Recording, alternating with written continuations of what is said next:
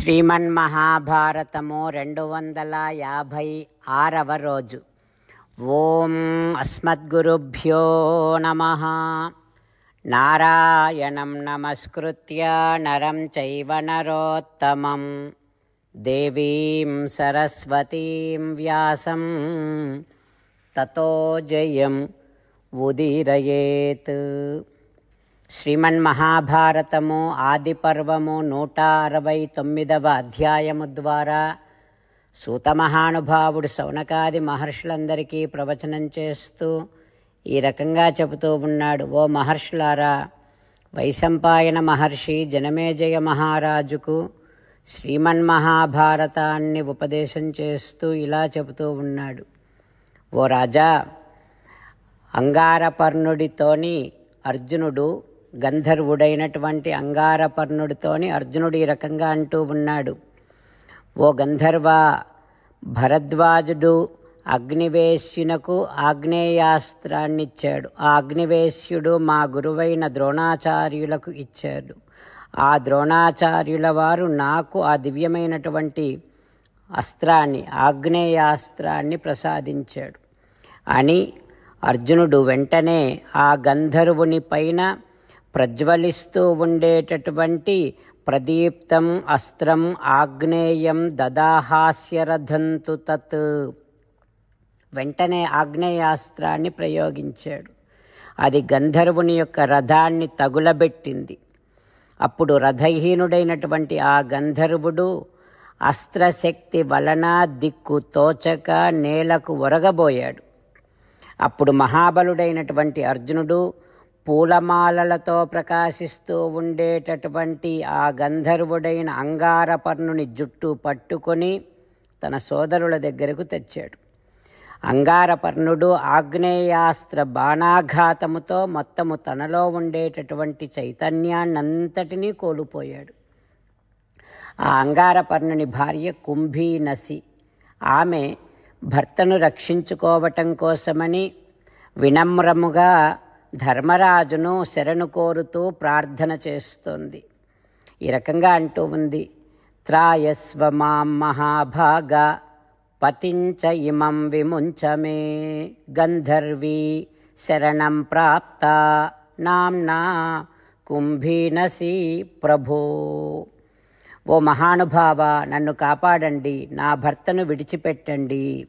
నేను ఈ గంధర్వుని పత్నిని, పేరు కుంభీనసి, మిమ్మల్ని శరణు వేడుకుంటున్నాను అని అనగానే ధర్మరాజు ఈ రకంగా అంటూ ఉన్నాడు.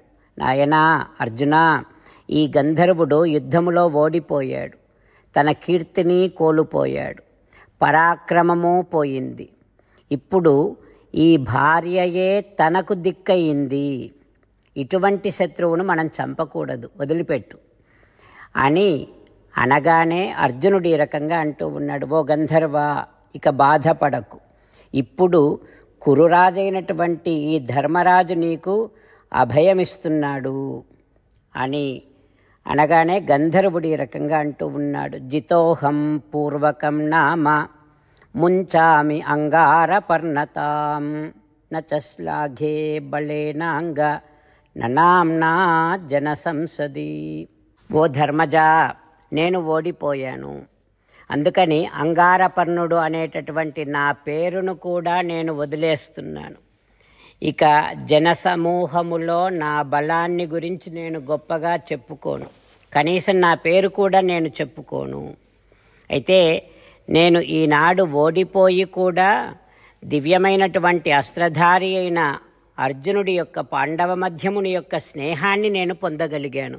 ఇది నాకు లాభమే సుమా. ఓ ధర్మజా, ఇప్పుడు నేను అర్జునునకు నా గంధర్వ మాయను ఇవ్వాలి అని అనుకుంటున్నాను అంటూ గంధర్వుడు అంగారపర్ణుడు ధర్మరాజుతో అంటూ ఉన్నాడు. ఆ తర్వాత ఏం జరుగుతుందో రేపు తెలుసుకుందాం. జై శ్రీమన్నారాయణ.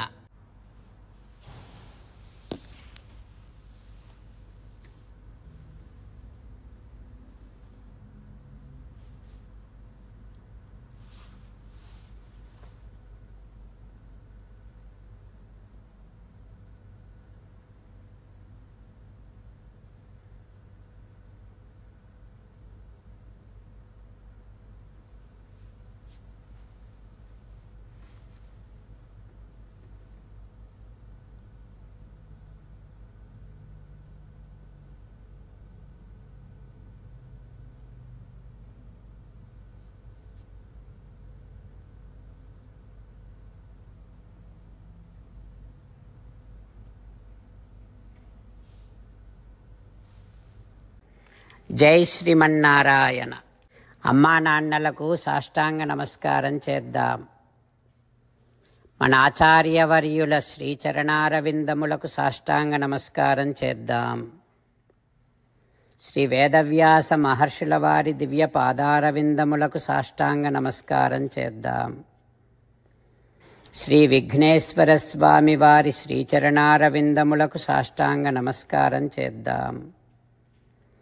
శ్రీమన్మహాభారత గ్రంథరాజమునకు శిరస్సు వంచి నమస్కరిద్దాం. శ్రీకృష్ణ భగవానుని శ్రీచరణారవిందములకు సాష్టాంగ నమస్కారం చేద్దాం. మన హృదయ మందిరములోనే అంతర్యామిగా వేంచేసి ఉన్నటువంటి శ్రీమన్నారాయణుడిని సేవిస్తూ మనని మనము స్వామికి సమర్పించుకుంటున్నామనే భావనాపూర్వకముగా సాష్టాంగ నమస్కారము చేస్తూ స్వామి నామ సంకీర్తన చేద్దాం. శ్రీమన్నారాయణ నారాయణ నారాయణ శ్రీమన్నారాయణ నారాయణ నారాయణ. శ్రీమన్నారాయణుడే శ్రీకృష్ణ భగవానుడిగా వచ్చి మనందరికీ భగవద్గీతను ఇచ్చి మనందరినీ ఒక 8 పనులు చేయమని చెబుతూ ఉన్నాడు. అందుకని భగవన్ తప్పకుండా చేస్తామంటూ మనం ప్రతిరోజు ఈ రకంగా మాట ఇద్దాం. హో శ్రీమన్నారాయణ కరిష్యే వచనం తవ సర్వం శ్రీకృష్ణార్పణమస్తు. జై శ్రీమన్నారాయణ. జై శ్రీమన్నారాయణ. భక్తులకు ప్రత్యేకమైనటువంటి విజ్ఞాపన. మీకు అన్ని విషయాలలో వెంటనే మంచి ఫలితాలు రావాలి అనంటే ప్రతిరోజు 1 నిమిషం వెచ్చించి నారాయణాస్త్రాన్ని చదవండి. ఇక మీకు తిరిగే ఉండదు. నారాయణాస్త్రాన్ని పొందడానికి మీరేం చేయాలంటే నారాయణాస్త్రం అనే వెబ్సైట్కి వెళ్ళి మీ పేరు మీ ఈమెయిల్ ఇస్తే మీ ఈమెయిల్కి నారాయణాస్త్రం PDF వస్తుంది. అందులో ఒక రామాయణ శ్లోకం, ఒక గీతా శ్లోకం, ఒక విష్ణునామం ఉంటాయి. ఆ 3 కలిపి నారాయణాస్త్రం అంటాం. ప్రతి ఒక్కరికి వేరువేరు శ్లోకాలను ఇస్తున్నాం. ఆ రకంగా ఎవరి శ్లోకాన్ని వారు ప్రతిరోజు తప్పనిసరిగా చదవటం వలన ప్రతిరోజు ప్రతి 24,000 భక్తులతో ఒకసారి సంపూర్ణ రామాయణ పారాయణ, 33 సార్లు శ్రీమద్ భగవద్గీత పారాయణ, 24 సార్లు శ్రీ విష్ణు సహస్రనామ స్తోత్ర పారాయణ జరుగుతుంది. ప్రతి ఒక్కరికి అంతటి విశేష ఫలితము ప్రతిరోజు లభిస్తుంది. అందుకని మీరు మీ కుటుంబ సభ్యులు అందరూ ఒక్కొక్కరు ఒక్కొక్క నారాయణాస్త్రాన్ని వెంటనే పొందండి. జై శ్రీమన్నారాయణ. శ్రీమద్ భగవద్గీత సారాంశముగా 18వ అధ్యాయములో 65 నుంచి 69 శ్లోకముల ద్వారా శ్రీకృష్ణ భగవానుడు మనందరినీ ఒక 8 పనులు చేయమని చెబుతూ పరమాత్మ ఈ రకంగా అంటూ ఉన్నాడు. ఎవరెవరైతే నేను చెప్పిన ఈ 8 పనులు చేస్తారో వారందరూ నాకు చాలా ఇష్టమైన వారవుతారు. అప్పుడు వారిని నేను సకల పాపముల నుండి సకల దుఃఖముల నుండి విముక్తులను చేసి నా అంతటి వారిగా చేసుకుంటా, తరగని ఆనందాన్ని అనుభవింపచేస్తా. నిజమే చెబుతున్నా, ప్రమాణము చేసి చెబుతున్నా అంటూ సాక్షాత్తుగా దేవదేవుడైన శ్రీమన్నారాయణుడైన శ్రీకృష్ణ భగవానుడే మనను ఈ 8 పనులు చేయమని చెబుతూ ఉన్నాడు కనుక హో శ్రీమన్నారాయణ కరిష్యే వచనం తవ, తప్పకుండా చేస్తా, నువ్వు చెప్పినట్టే చేస్తా అంటూ మనం ప్రతిరోజు దేవదేవుడైన శ్రీమన్నారాయణుడికి ఈ రకంగా మాట ఇద్దాం. హో శ్రీమన్నారాయణ, నువ్వు చెప్పినట్టే నేను నిన్నే సంతతము ధ్యానము చేస్తూ ఉంటా. హో శ్రీమన్నారాయణ, నువ్వు చెప్పినట్టే నేను నీ భక్తుడిగానే ఉంటా. హో శ్రీమన్నారాయణ, నువ్వు చెయ్యమన్నట్టే నేను నా విధులను కర్తవ్యాలను నీ సేవగా నీ తృప్తి కోసమనే సక్రమంగా నిర్వర్తిస్తూ ఉంటా. హో శ్రీమన్నారాయణ, నువ్వు చెప్పినట్టే నేను నీవాడిని అనే మహావిశ్వాసాన్ని సంతతము కలిగి ఉంటూ నా హృదయములో నీకే నమస్కరిస్తూ ఉంటా. ఓ శ్రీమన్నారాయణ, మామేకం శరణం వ్రజ, నన్నొక్కడిని మాత్రమే శరణు వేడుకో అని నువ్వే అన్నావు కనుక నేను నిన్ను ఒక్కడిని మాత్రమే శరణు వేడుకుంటా. ఓ శ్రీమన్నారాయణ, మా శుచః, ఇక దుఃఖించకు అని నువ్వే నాకు భరోసా ఇస్తూ ఉన్నావు కనుక నేను ఇక దుఃఖించను.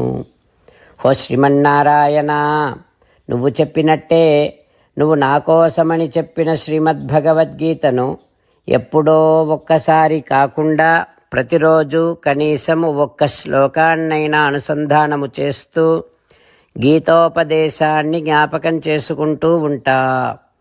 ఓ శ్రీమన్నారాయణ, నువ్వు చెప్పినట్టే నువ్వందరి కోసమని చెప్పిన శ్రీమద్భగవద్గీతను తెలియని భక్తులందరికీ తెలియచేసే నా వంతు ప్రయత్నాన్ని నిరంతరము కొనసాగిస్తూనే ఉంటా. ఓ శ్రీమన్నారాయణ, నేను నువ్వు చెప్పినట్టే చేస్తా, నీకు నచ్చినట్టే ప్రవర్తిస్తా, నీకోసమే పని చేస్తూ ఉంటా. కరిష్యే వచనం తవ. సర్వం శ్రీకృష్ణార్పణమస్తు. జై శ్రీమన్నారాయణ.